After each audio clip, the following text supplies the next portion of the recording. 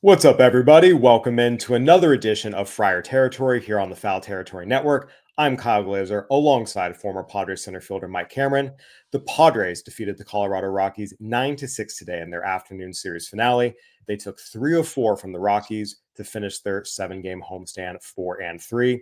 Mike, I know it's just the Rockies. I know you expect the Padres to win these games, but we're at the point in the season where every single win counts, every single game counts, and you can't really put any qualifiers in any win. Wins are wins, and the Padres took care of business against a team they need to take care of business against.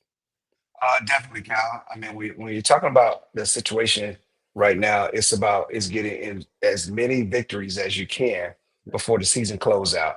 Obviously, the Padres sit in a very comfortable spot, and also still 2.5 games back of the Los Angeles Dodgers. He's still chasing that particular aspect, trying to win a division.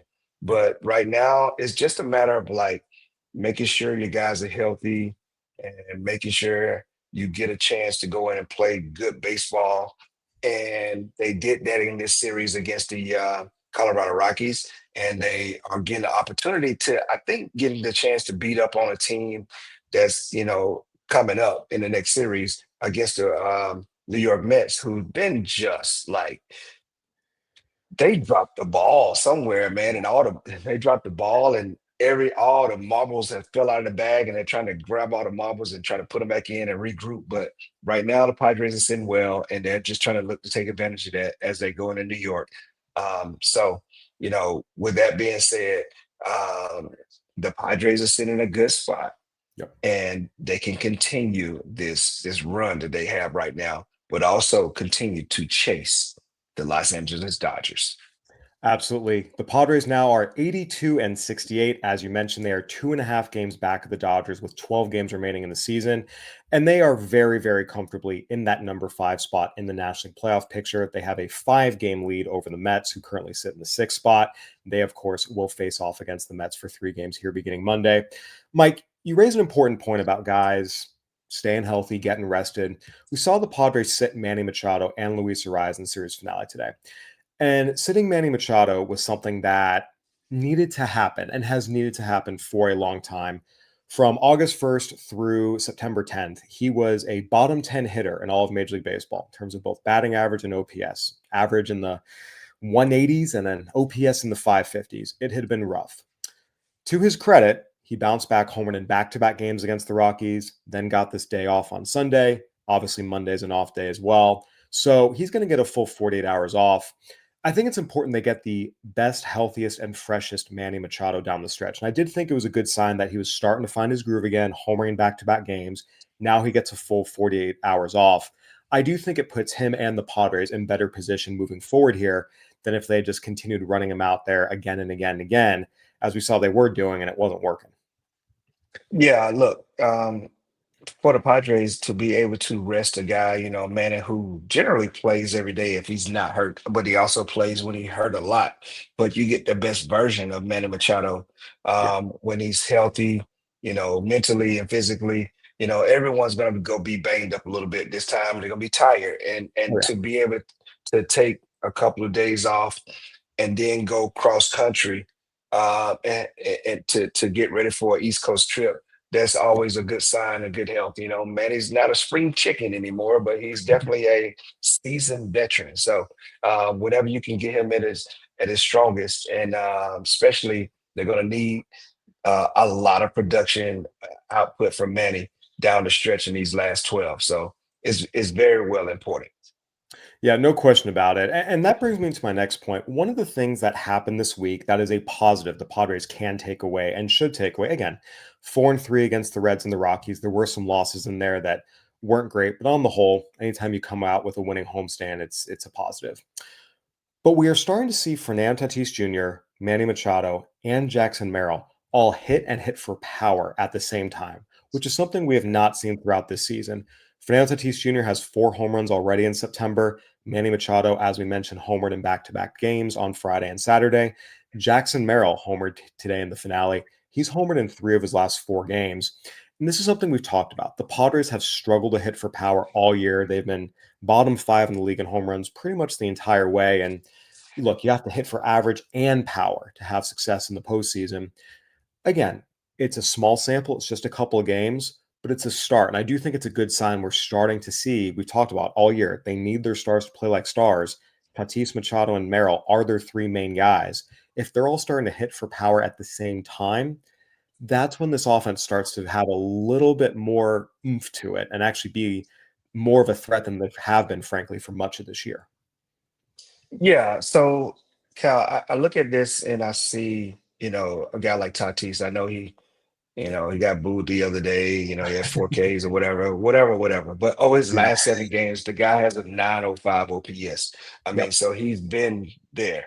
Yep. Manny has been kind of turning around a little bit. And as you said, you know, you need to have all of these guys feeling good about themselves, Yeah. more so than the feeling good about themselves and their swing down the stretch, more so than them hitting the homers. Because when you're in a good space hitting wise, it makes you feel better about hitting. And good for Merrill to kind of get in a little bit of a swing, a little bit of a Yeah. rhythm, and he's starting to get the ball in the air a little bit.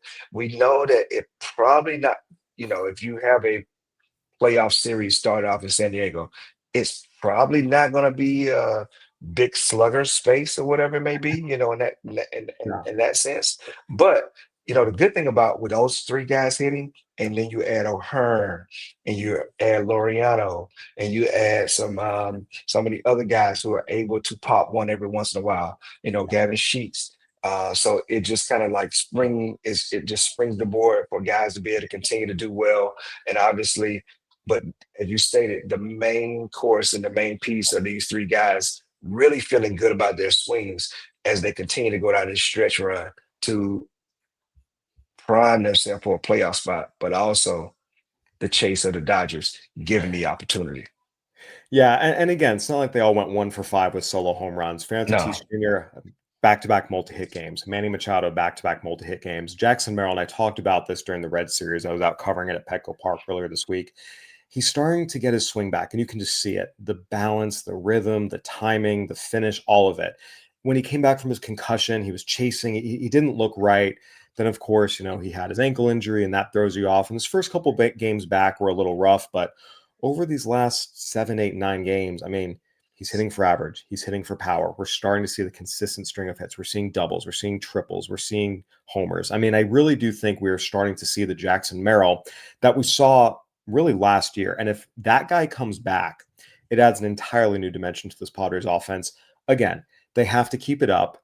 But considering how much we've talked about this season, this offense going through these highs and lows and these lulls, and one guy's hitting, but someone else isn't. And then it never seemed to match up these last 2 games. And yes, I know it's the Rockies. I know they have the yeah, worst ERA in baseball, but you got to start somewhere. And I think seeing over these last 2, 3 games, everyone start to kind of get in sync. I mean, if they can keep it up with the quality of the Padres pitching, that's their formula for, oh, okay, now they have a chance to go on a deep postseason run. You have to have everything. You have to have good starting pitching. You have to have yeah. a good bullpen. You have to be able to hit for average. You have to be able to hit for power. That hitting for average and power piece has not always been there, but this was a good start seeing these three all hitting for average and power in the same series. We haven't seen that a lot this year. Yeah, look, I mean, those things are gonna happen over the course of the season. You would like for them not to happen, and you would like for it not to happen all at the same time. But Yeah. the good thing about the Padres, I think they're one of the top five or 4 or 5 teams that can once you get in, they can make a run because of what they have. Maybe their roster is not as quite glamorous as other rosters, when you look at everything, but for their starters, all position player starters and pitching and bullpen, they're capable of doing it. A lot of it, and we all know that everything still is dictated by the starting pitching.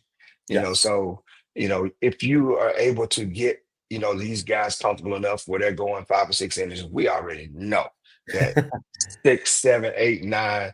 Padres, they are booked and ready for anything and they got like lights out stuff, and Oh, yeah. this the stuff that these guys have. So you know, you know the value of, you know, Tatis, man. I know he's, is frustrating sometimes, but he's put together a really good season. I mean, the guy is really good. And if you're gonna have him at the top, you need him to feel good about himself and his Oh yeah. swing because it makes the team that much more dangerous. And then you can feel the lineup out how you want to Oh yeah. if he is feeling the way he's supposed to. I call it, guys, when they start to feel sexy, man, it don't matter. You got 3 or 4 guys feeling sexy in your lineup, a lot of good things can happen. And this is what the Padres presents to other teams. And given, that Manny's all these guys that have some experience, playoff experience. So they understand what's at stake going down the line right now. Absolutely. As you said, a lot of these guys are positioned well. Fernando Tatis Jr., we're seeing the power come back. Manny Machado got his groove back, has a day off, plus an off day. He'll come out fresh. Jackson Merrill starting to swing. So good things all around. And Mike, you hit on it. The starting pitching, so key for this team. As we know, they had a big turnaround over these 10 games in 10 days. And of course, the lights out bullpen, as you discussed. There's one player in particular who has been particularly disgusting. We will dive into Mason Miller and his success. We're going to take a quick break, hear a word from our sponsors, dive into the Padres pitching and what they're doing well. FT fam, let's talk about Fair Harbor. And if you're listening, I hope that you watch this conversation at some point because we're doing show and tell, Kratz. Shorts, they can be used as a bathing suit. And the liner, which we call butter, is the game breaker. It's the playmaker because it's different. You've worn shorts that are not like this, and the liner sucks. They are buttery on your butt. I just came up with something for them. Your liner sucks. Get Fair Harbor liner. Seriously, give it a shot. I'm not just saying this. The butter analogy plays. And FT fam, we're hooking you up. So head over to fairharborclothing.com/foul20. Yes, that's FOUL 20 for 20% off your order. Once again, that's fairharborclothing.com/FOUL20 for 20% off. And make sure you use that promo code FOUL20. Mike, we were just talking about feeling sexy. Those Fair Harbor shorts. That's I think that might do the job. Got to go do that. And That's speaking of it. feeling and looking better, I actually just went and closed the blinds because that glare was horrible. So that now you can actually see my face. Depends. Yeah. You gotta be you definitely have to be feeling buttery. Hey, look good, feel good, play good. Universal, always. Exactly. Mike, Oh one man. group, one group on the Padres that has been looking good and playing good and certainly feeling good. The starting rotation. We talked about the Padres having this really horrible stretch where they had a starting pitcher complete 5 innings once in 9 games, and they went 2-7 over the course of those 9 games. It was no secret that that right there was an existential threat to their season. The Padres had to get good starting pitching down the stretch, and if that repeated itself, they were going to go 2-7 over the next 9 games. That's how collapses happen. And to the starting rotation's credit, to a man, they answered the bell. Over this stretch of 10 games in 10 days, Padres starting pitchers had a collective ERA of 2.89. They completed at least 5 innings in 9 of these 10 games. And the only game a starter didn't complete at least 5 innings was when JP Sears got inserted kind of as a spot start just to give guys an extra day off, an extra rest day. So the actual 5 starters in the Padres rotation right now, they're 5 guys, all did the job. And I think this is where, if you are looking for something to feel really optimistic about the Padres as they go into this next stretch, you feel pretty good because when this starting rotation is on, that's when the Padres have a chance to win any game they play. And that's true for every team, but it's especially true for a Padres team that has had an inconsistent offense all year. You know the bullpen is going to be lights out. The starting pitching is the big variable. If they are on their game, they can beat anyone. But if they're not, we know this offense can't really come back from those 5-0 early deficits. So I thought this was a really, really important development and something to build on moving forward. And having it be all 5 guys, too, not like 2 guys pitch well, but 2 or 3 didn't. All 5 answered the bell in some form or fashion. Definitely, Cal. This is the best antidote for like when your team when you have the type of back end of the bullpen or bullpen in general. Um, it allows when you get the starters to go, give you some competitive, 5, 6 innings, whatever it may be. This allows this Padres team to play the type of game that they play because we know they're not really a slugging team. So it gives them an opportunity to stay in the game offensively when the starting pitchers give them these type of starts. And most definitely, you feel good about your team when your starters give you a chance to go when they go out and compete and battle and keep it close and give you a chance to score 1 or 2 runs here or there. Obviously the Padres have the name brand for them to bust out and score 7, 8 runs or whatever it is. But the game just didn't allow that all the time. You're going to have your games like you had today, but you're going to face some better pitching in New York City, although they have 3 rookies, starting pitchers. But you do get a chance to go in here and be able to focus on really now is trying to win the first game and win the series. I mean, those are the most important things right now because the days are running short. And they, once again, we said in a good spot, but they are built for October as we continue to look at these things, especially when these starters are doing what they are doing at this particular point right now. You're giving your team 5, 6 innings, and you Darvish seems to be coming around, and Dylan Cease. We know he's going to punch out some people, but we want to see if he can go 5 or 6 innings. And then you got JP Sears and you got Vasquez. And so you got, and obviously the other starters are, been great. So it's just now just giving your team a chance to, to be productive and put some runs on the board, because if you get a few runs, you already know that we don't want to get to the 6 and 7 inning because there's heat coming from the back end of that bullpen. Yeah, absolutely. Again, Nick Pivetta continued to do what Nick Pivetta has done all year. Absolutely dominant, pitching deep into games.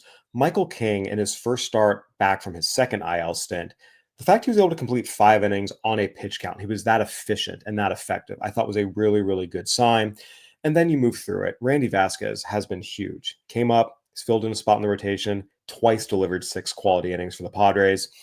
Look, Yu Darvish today staked to an early lead. He got through 5, ran into a little bit of trouble. But again, he's pitching better. He pitched into the 6th on Monday against the Reds.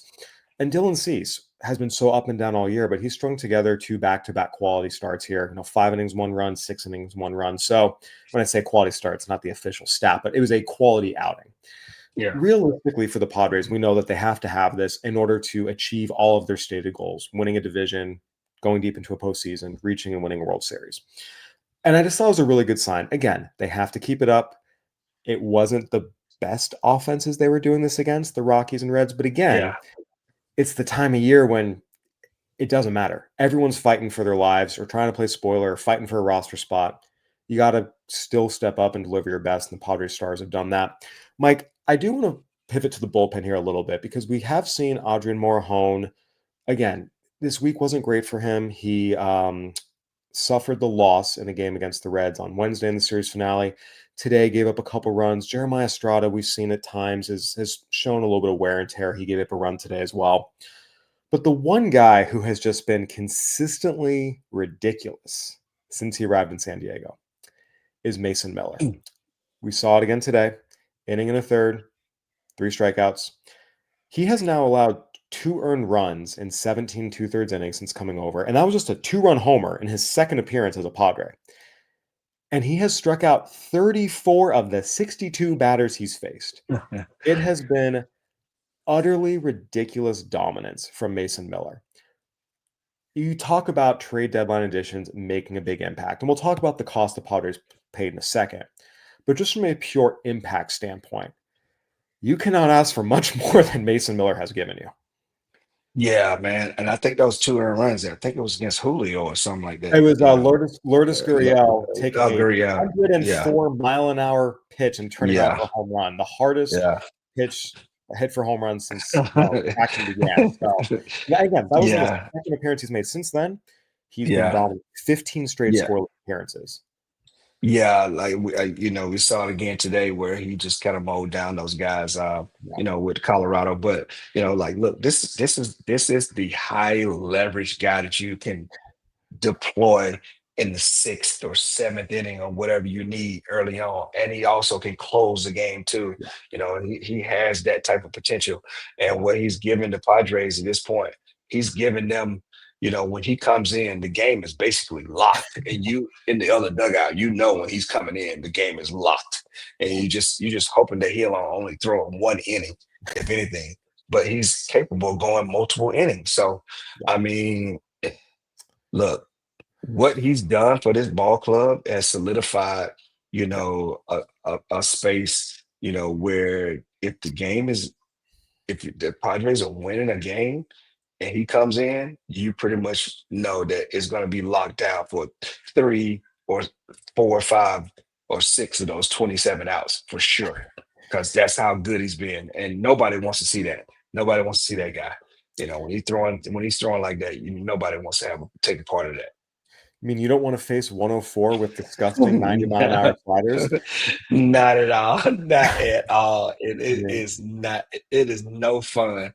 I mean, I'm glad that I don't have to face this type of stuff that's going on right now, because it's a pure headache and it just rings your mind. You just know that you don't hate to give up at bats, but when you get a guy like this, you're pretty much gonna give up some at bats and guessing as to what he's going to throw for a strike. And more than likely, it's going to be 103, 102, 101, somewhere around the strike zone. But you Yeah. still got to get the bat on it. And it just hasn't happened. As you looked at the numbers that you just put up on the board, 35 punch outs or something in Yeah. 17 innings. And, Yeah. like it's just doesn't make, got 16 Ks in his last 7 2/3 innings. It's crazy, man.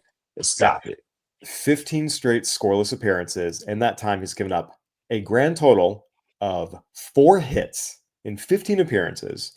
Another thing is he's not walking guys. 5 walks in those Yeah. 15 appearances, 31 strikeouts. And as we mentioned, overall it's 34 strikeouts out of the 62 batters he has faced. He is striking out more than half the batters he's faced.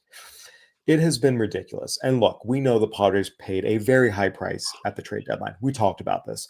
Leo DeVries, one of the best shortstop prospects in the game, and a trio of power arms in Braden Nett, Henry Baez, Eduardo Nunez, all in the upper levels, or in the case of Nunez, had made his major league debut.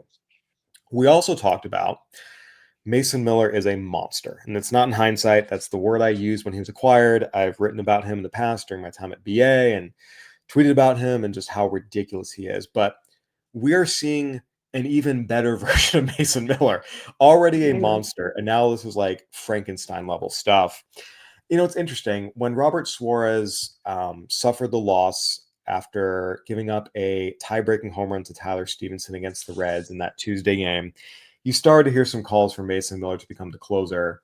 Look, Robert Suarez has been fantastic, especially since July 1st. He locked it down with an inning and 2/3 the night before. And that was just a situation where, frankly, he just shouldn't have been put in that position, asked to go second of back-to-backs after pitching an inning and 2/3 the night before. I don't pin that on him. I do think that what the Padres have going right now, Mason Miller in the 8th, to take down an extra out in the 7th if you need, Robert Suarez in the 9th, that 1-2 punch is just ridiculous. And when they're both on their game, as they both are, again, since July 1st, Suarez's ERA is in the low ones if you take out, again, that game against the Reds where he shouldn't have been in the first place. That wasn't on him. I mean, this is the kind of situation where, yeah, if you get the game to the 7th and these two are rested and healthy, the game is pretty much over. And that's a very, very powerful place. And I think people, when they kind of poo-poo relievers and the value of relievers, they really miss that. And Mike, we've talked about it, but it bears repeating. As a hitter, if you don't really have 27 outs to play with, if you only have 21 outs, Yeah. it's tough. It's very, very Yeah. tough. Yeah. Yeah.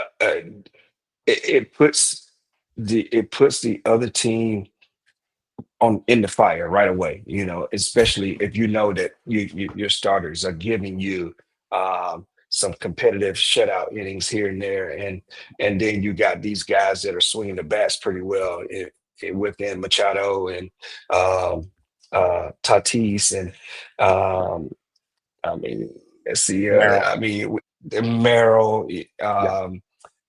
Oh, it Loriano's just it, Keats is hitting, Loriano, Loriano's hitting. Yeah. you know, it's a big boost in that sense. Yeah. And the managers, you game plan for this. You like when you go in a series, you know what you're up against when you're playing against the Padres, and you're Yeah. just trying to get to the starter as much as you possibly can, because if they're in the lead, then it's pretty much going to be a lockdown game. You're going into the seventh, eighth inning, especially if they're up 1 or 2 runs. That's what makes it tough when you're just only down like 1 run and you finally get to a starter, or get to another reliever, and you got man on first and second and they bring this guy in. Oof, it ain't happening, bro. You're gonna be in trouble. That's for sure.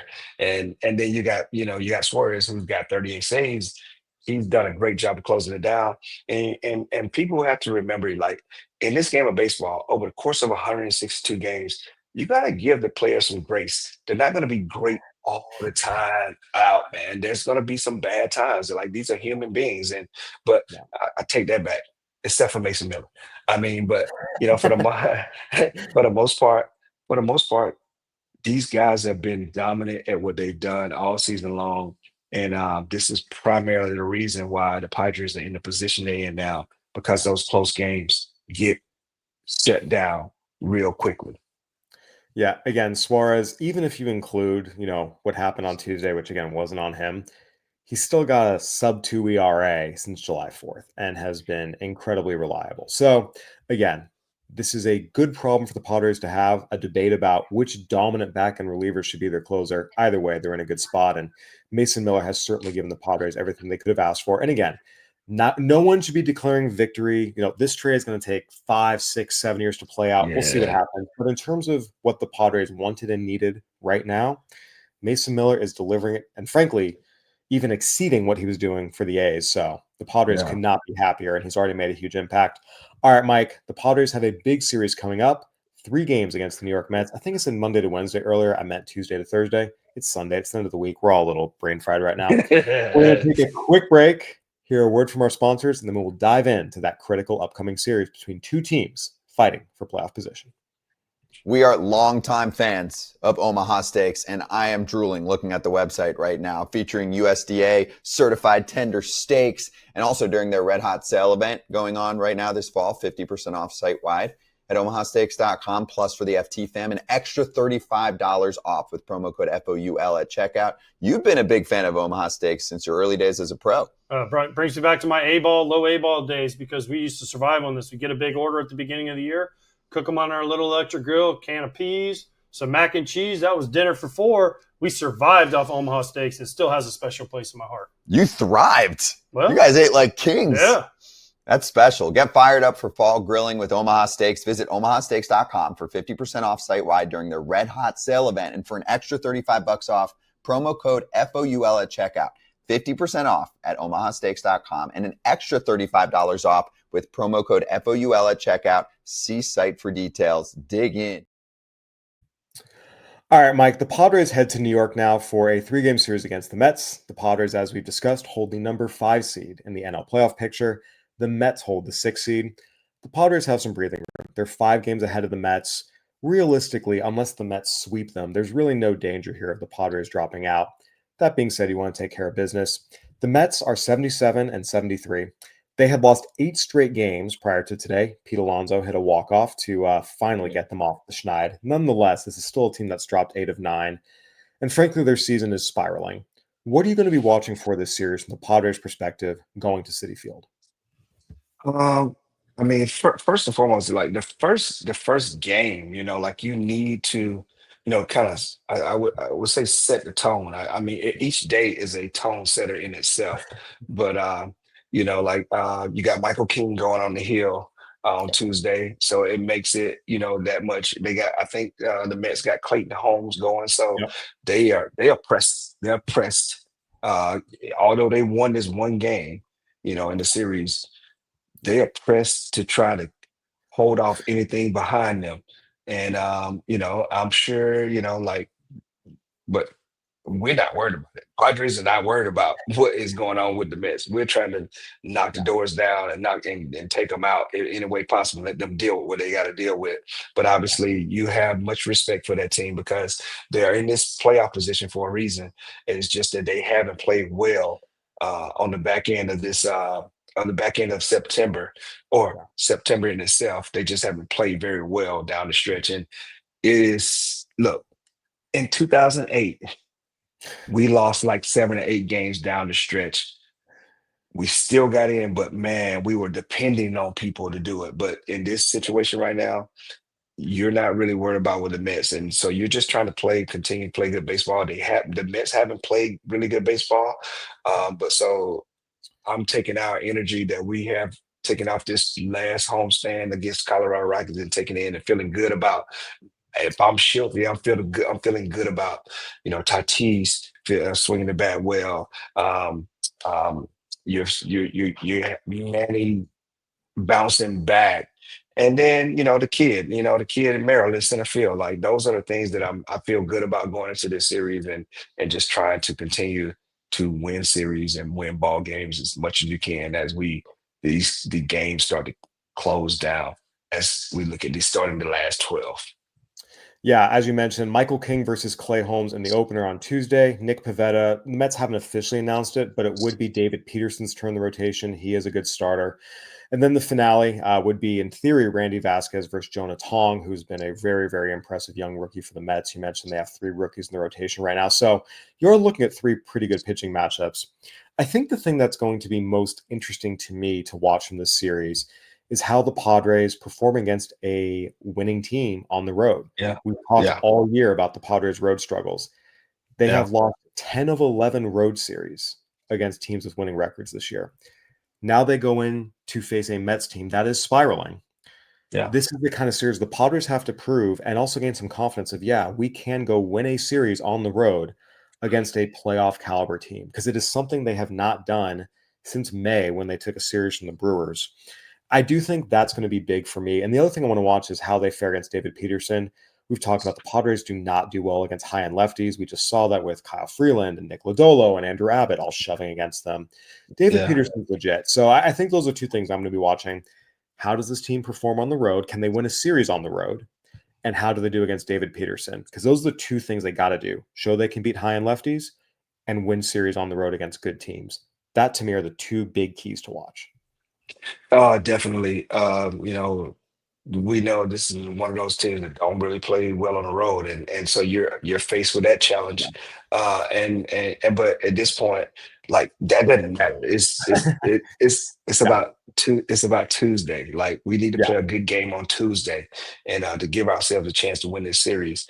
And because you already know, as you just said, they don't play well against high end quality left-handed pitching. So this going into the series, but the focus is on this first game against Clayton Home. It's going to be a little bit of energy there.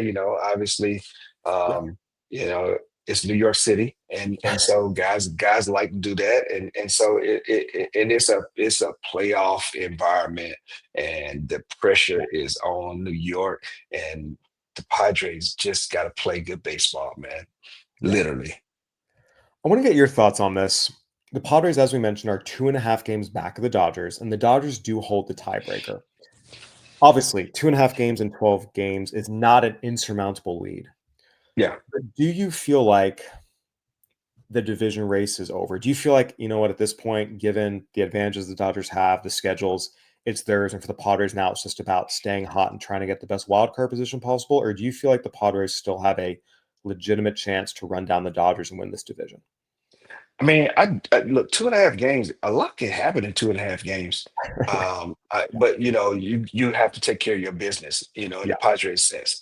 And the one thing about it is like the more you win and you start to chase other teams, if you're chasing the division, it keeps you locked in that particular space to where you're really pressing the Dodgers. You may move up a spot. You never know. I don't know what difference that makes, whether it be whether you're the 4 or 5 team where you get the home starts or whatever it may be, or start your series and playoff series. But the most important thing right now is to continue to win as many ball games as you possibly can, man.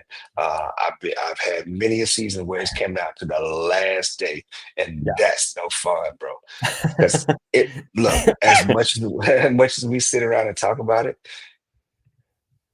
we you don't know what's going to happen in baseball. Yeah. You don't know. I mean, I'm telling you, I've seen it happen. I've seen Yeah. it happen where we're playing a game and we were watching the Mets, and I think they were playing against the Padres. No, they were playing against the Marlins, and all they had to do was win one game, and they were in, and we ended up beating it. We had a tougher assignment playing against the league leading the Central National League Cubs, which had a better team, but we were able to beat them. But Yeah.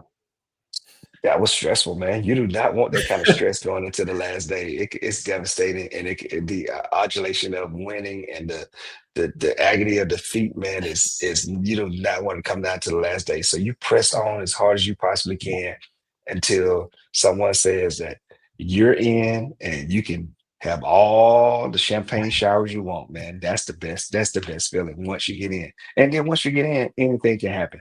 You just gotta, just playing good baseball. So it's just a matter of now, like, hey, keep chasing. Like, you never know. You look, the Dodgers may let up a little bit, just to try to get themselves in this situation. But obviously, everyone at this particular point is trying to get into the playoff. They have that X by their name in the standings.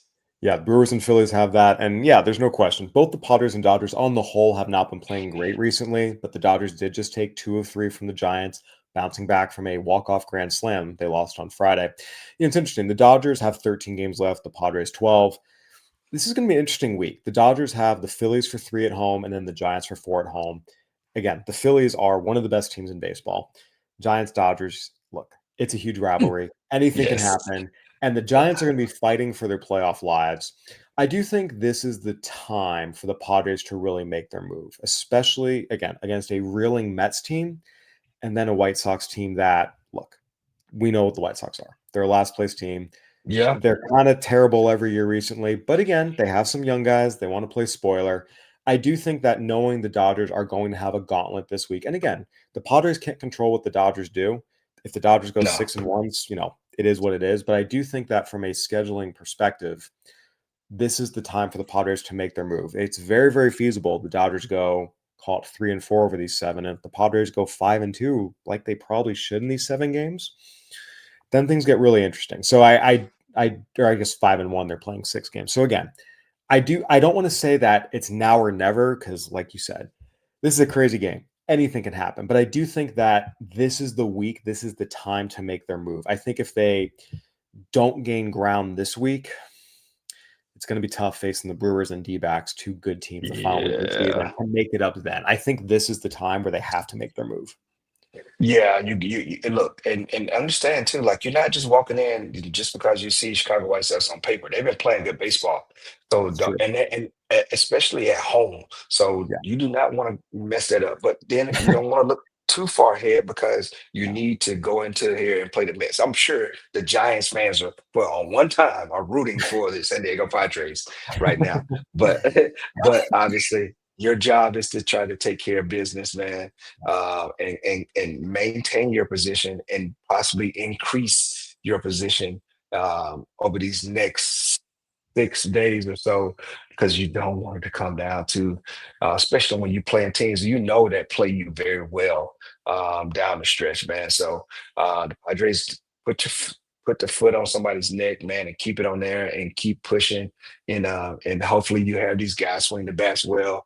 And then, like, if you and also too is you're also in a position too where if you lose a game, man, you don't gotta panic. You know what I'm saying? Like, it's not a push panic button. So the Padres in a good position, which they can only better themselves more than anything, and just don't fall flat on your face. And I don't see this team with the type of team that they have and the starters that they have, that's going to happen. So it looks very well for the Padres moving forward. Yeah, again, the only way that I thought this team would potentially blow it or risk a playoff spot was if the starters continue to fall on their face and fail to get through 5. Now that that's not happening anymore, I think they're fine. It's just a matter of positioning, and we'll see what they're able to do. And to your point, the White Sox were 9-2, and then they got swept by the Guardians. So they've been playing a little bit better. It's still 9-5 over their last 14. So first and foremost, though, the Padres have to take care of the Mets. Another Mike Cameron Bowl. We had Padres Mariners, Padres Mets. It's also a huge Bowl. We got all the family here. So, Mike, any final thoughts as we wrap up here? Man, get your popcorn, man, and enjoy. You know, these last few games, man. Is always it's pressure cooker, and obviously you're in a good position, and you just don't want to rest on that particular point of it. You want to continue to try to play good baseball, and and just be, you know, responsible and understand the urgency that it takes to get through this. If you do, you will be rewarded with champagne showers in somebody's locker room before this thing is over with. Having been a part of many champagne locker room celebrations as a reporter, I can tell you, taste good in the mouth does not feel good in the eyes. You guys, No, you it guys, does get, not. you guys get goggles. We don't. I've had champagne poured in my head a few times, and Well, it's awesome. But man, that stuff stings.